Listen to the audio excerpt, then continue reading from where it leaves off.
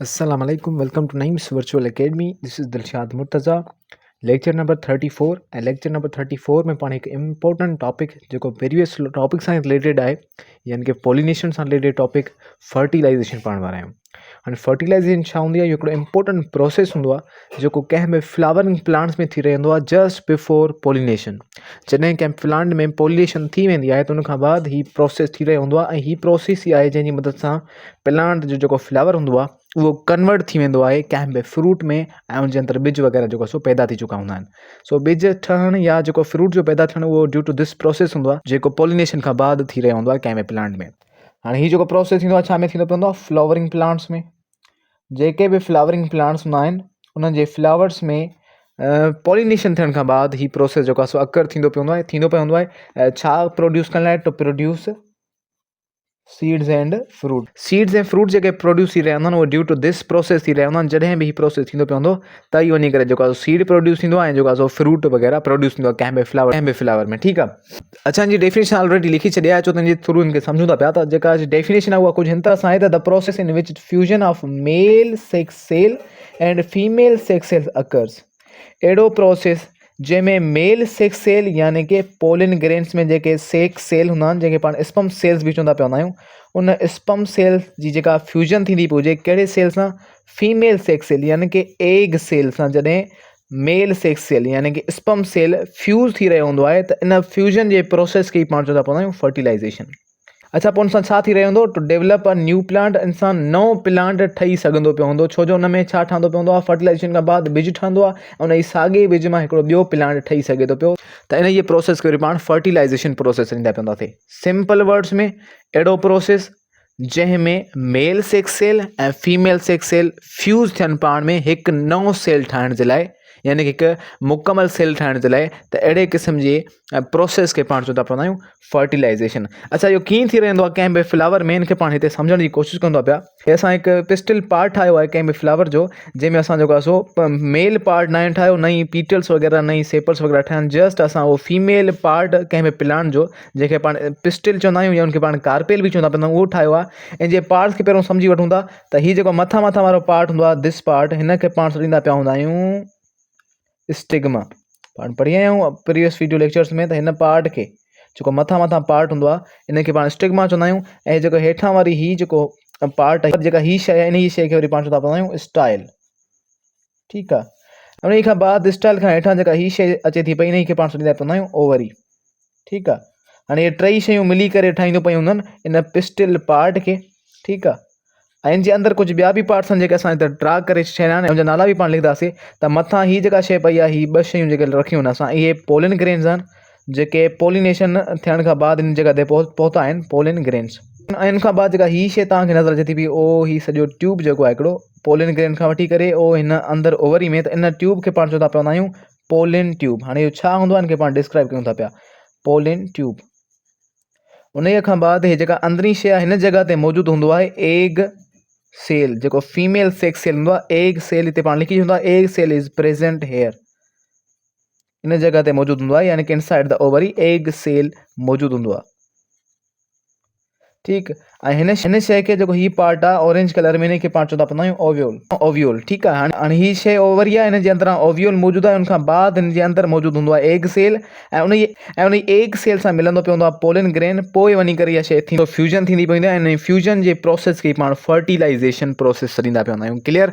हाणे डायग्राम जे थ्रू पाण फर्टिलाइज़ेशन खे सम्झूं था पिया, जंहिंखे मां स्टेप बाय स्टेप हिकु पेज ते लिखी छॾियो आहे त जीअं तव्हांखे क्लियरली जेको आहे सम्झ में अची सघे।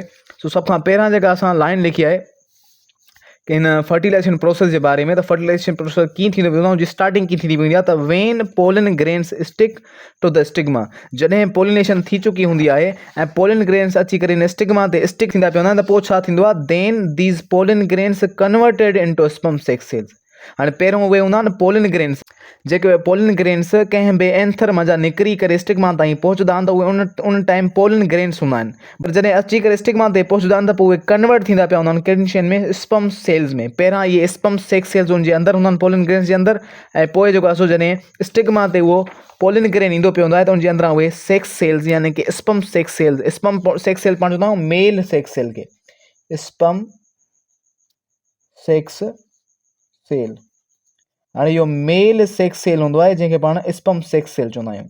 ठीकु आहे। हाणे उहे छा में तब्दील थींदा पवंदा आहिनि, स्पम सेक्स सेल में तब्दील थींदा आहिनि। उनखां बाद छा थींदो पियो हूंदो आहे, एंड फार्म पोलिन ट्यूब। ऐं जॾहिं स्पम सेक्स सेल ठहंदा पवंदा आहिनि त उहे हिकु पोलिन ट्यूब ठहींदा पवंदा आहिनि। पोलिन ट्यूब छा आहे पाण ॾिसी वियासीं पहिरियों ई, हीउ जेको ट्यूब ठहे थो पियो पोलिन ग्रेन्स, हिन स्टिग्मा में पोलिन ग्रेन्स खां वठी करे वेंदे उन अंदरि ओवरी ताईं, त इन सॼे ट्यूब खे पाण सॾींदा पवंदा आहियूं पोलिन ट्यूब। इहो तॾहिं ठहंदो आहे जॾहिं पोलिन्स हिते ईंदा पवंदा आहिनि ऐं पोलिन ग्रेन्स तब्दील थींदा पवंदा आहिनि स्पम सेक्स सेल में।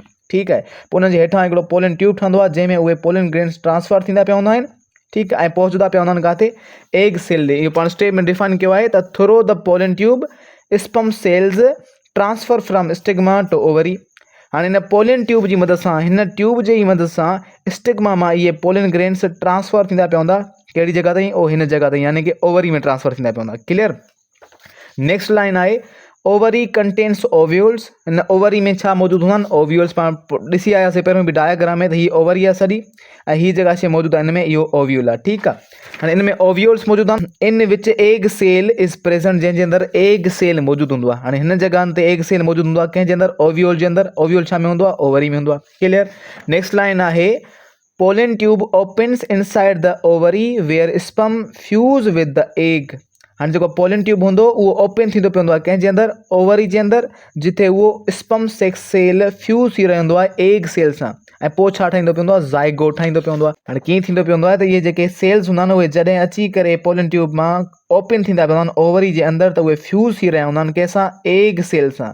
एग सेल छा हूंदो आहे, फीमेल सेक्स सेल हूंदो आहे। इहो फीमेल सेक्स सेल जेको किथे मौजूदु हूंदो आहे, इनसाइड द ओवरी, कहिड़ी शइ जे अंदरि, ओव्यूल जे अंदरि। जॾहिं अची करे मेल सेक्स सेल यानी कि स्पम सेक्स सेल मिक्सअप थींदो पवंदो, मिलंदो पवंदो एग सेल सां, ऐं इन सां जॾहिं फ्यूज़ थींदो, मिली वेंदो ऐं हिकु सेल ठाहींदो, त उन हिकु सेल खे पाण ज़ाइगोट थींदा पवंदा आहियूं।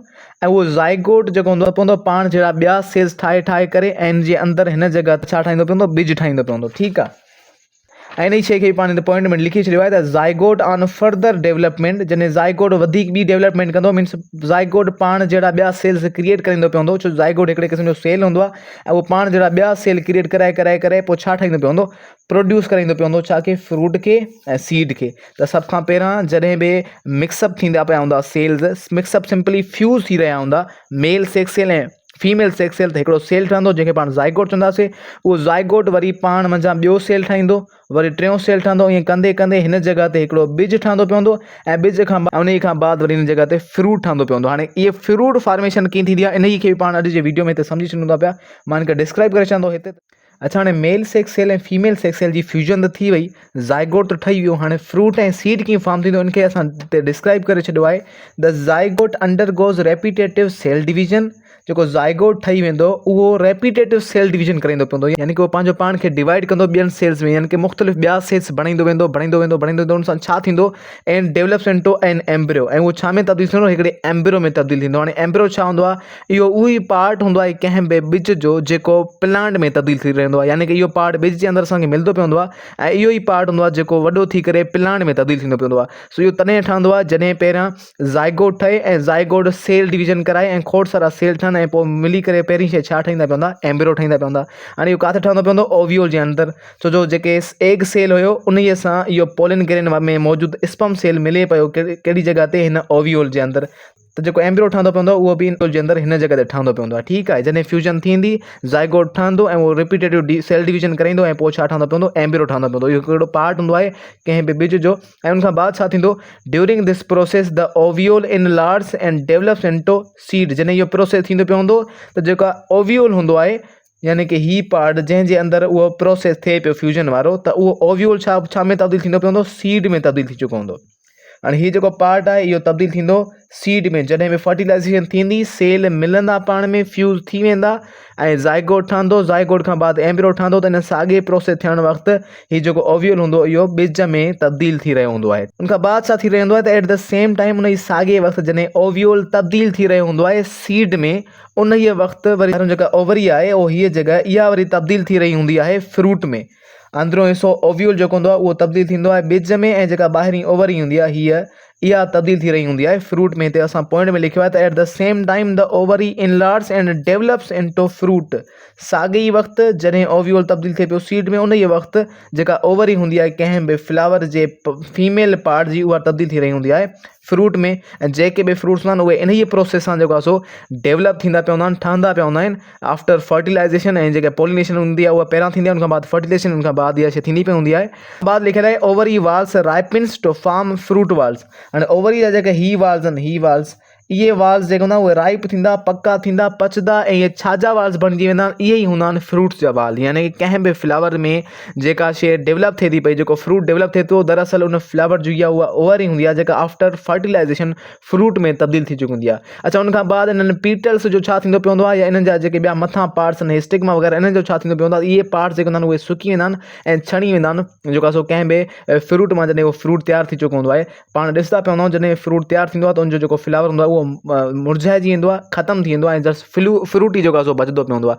सो इन ई प्रोसेस सां सभई फ्रूट्स ठहंदा पिया आहिनि, जेके फ्लावरिंग प्लांट्स में फ्रूट्स ठहनि था पिया, ऐं उन जे अंदरि जेके ॿिज आहिनि उहे इन ई प्रोसेस सां, यानी कि ओव्यूल्स ई हूंदा आहिनि जेके कन्वर्ट थींदा पिया हूंदा आहिनि कंहिं बि ॿिज में, ऐं उन जे अंदरि एम्ब्रियो वग़ैरह मौजूदु हूंदो आहे, उनखे पोखींदा पिया हूंदा आहिनि, उन जे अंदरि जेको आहे सो प्लांट्स वग़ैरह निकिरंदा पिया हूंदा आहिनि। सो इहो सॼो प्रोसेस हुयो फर्टिलाइज़ेशन जो।